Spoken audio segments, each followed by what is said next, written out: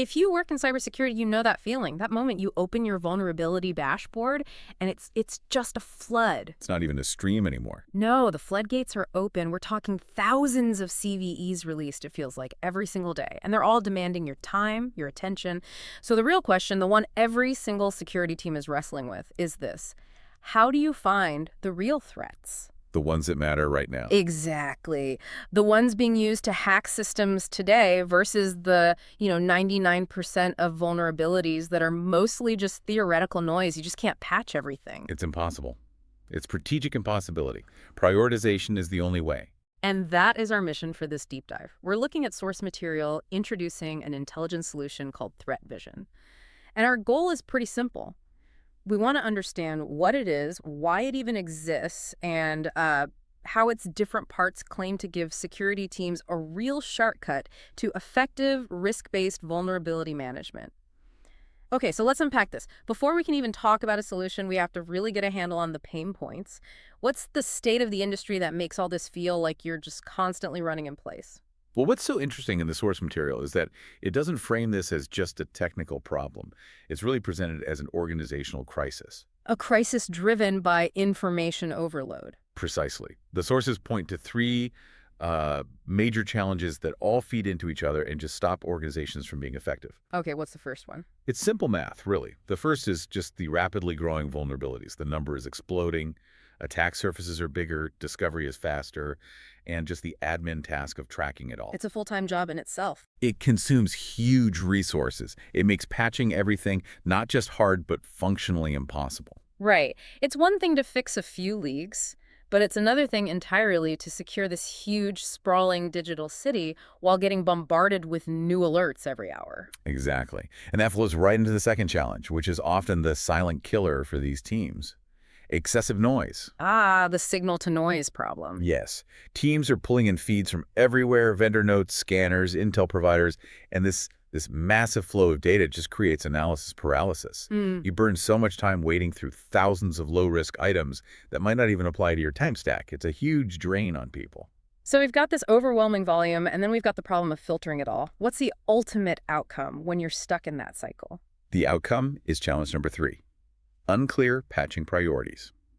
If you're drowning in noise, how can you possibly know what to fix first? You can't. You probably go for the low-hanging fruit. That's what happens.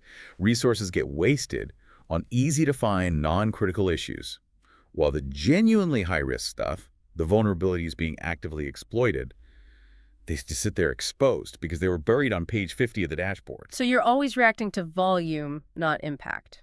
Always. Yeah. And if you connect all that together, these three things stop you from focusing your people, your money, your time on the handful of risks that truly matter. The whole strategy has to shift from trying to cover everything to, precise targeted risk reduction. That sets the stage perfectly. So if the old way is failing because we're chasing volume, how does something like threat vision propose to flip that model on its head? This is where it starts to get really interesting. Because threat vision isn't just another data feed adding to the noise, is it? No, not at all. It's designed to be the opposite. Yeah. It transforms that deluge into highly curated intelligence, and crucially, it's paired with actionable guidance. It's all about making the information operational. So the core benefit is what? A strategic shift. It's a strategic shift, absolutely. Threat vision is designed to move organizations past that information bottleneck by acting as a focus filter. The whole function is to make response efficient and fast. And it does that by changing the question. How so? You stop asking what could be exploited, Yeah. and you start asking what is being exploited right now and how do I stop it? It's a critical difference. Okay, to see how it delivers on that, we have to look under the hood. The sources say threat vision is built on 2 core intelligence reports. Can you walk us through them? Let's start with the deep tactical one. Right. That would be the Vulnerability Insights Report, Yeah. or VIR. You can think of this as the elite intelligence briefing. So what's its specific focus? Because as we said, just adding another report to the pile doesn't solve the noise problem. That's an excellent point. And the VIR solves that by being extremely selective. Its focus is a deep analysis of high-risk vulnerabilities that have been recently exploited. Ah, so not theoretical, only things that are proven to be in use by attackers. Correct. It doesn't waste a second on theoretical risks. It zeroes in on the vulnerabilities that adversaries are already using right now in the wild. These reports come out biweekly, so 24 a year, And they're put together by senior analysts, not just some automated script. And they have the basics, I assume. CVE, IDs, CVSS Oh score. yeah, all the technical context is there. CVEs, CVSS scores, a detailed breakdown of the flaw, all of that. But, you can get a CVSS score from a dozen places for free. What's the unique value here? What does the VIR provide that actually changes how you calculate risk? The value is in two things, the context and the tools. The VIR details actual, real-world attack scenarios. It identifies the threat groups involved, a specific APT, for instance, and it flags which industries are being targeted. Okay, so you can immediately see if it's relevant to you. Instantly. Yeah. You can ask, is this vulnerability being used against my industry by a known adversary? That context turns a generic number, like a CVSS score, into an immediate personalized call to action. That makes the analysis so much faster. Okay, what about mitigation? Let's say I find a critical, exploited vulnerability, but the official patch won't be ready for 2 weeks. I'm just exposed in the meantime. And this is the second and maybe most critical piece of value. Each VIR comes with specific mitigation strategies and Team T5 exclusive detection tools for those unpatched vulnerabilities. Whoa, hold on. Let's unpack that. When you say detection tools, what are we actually talking about? And why is the word exclusive so important? We're talking about custom-built detection rules for industry-standard platforms, things like YAR, Snort, and Sigma, plus other scripts. And this is vital because it gives you agility. It makes you independent. Independent from the vendor patch cycle. Or from your own internal change control board that takes a week to approve anything. While you wait, you're just passively exposed.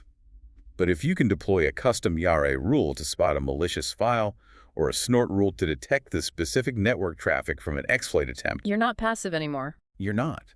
You've gone from exposed to actively hunting for the known attack pattern. You're essentially deploying a virtual patch in minutes.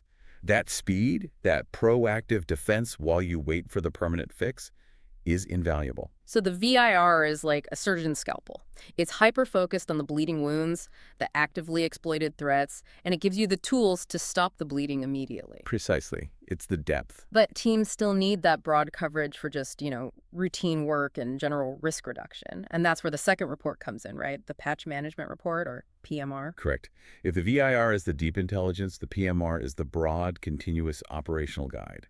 It gives you actionable patch guidance every single week, 52 issues a year. What kind of volume are we talking about here? Is there a risk of just reintroducing that excessive noise problem we started with? It's a valid concern with high-volume data, but the PMR avoids that by focusing on about 100 key vulnerabilities each week.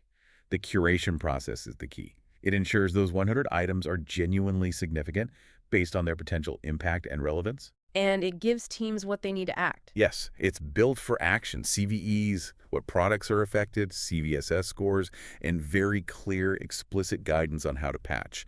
It's designed for an operations team that just needs to know what to fix and how to fix it quickly. I also saw the PMR tracks the availability of proof of concept code, or PASI.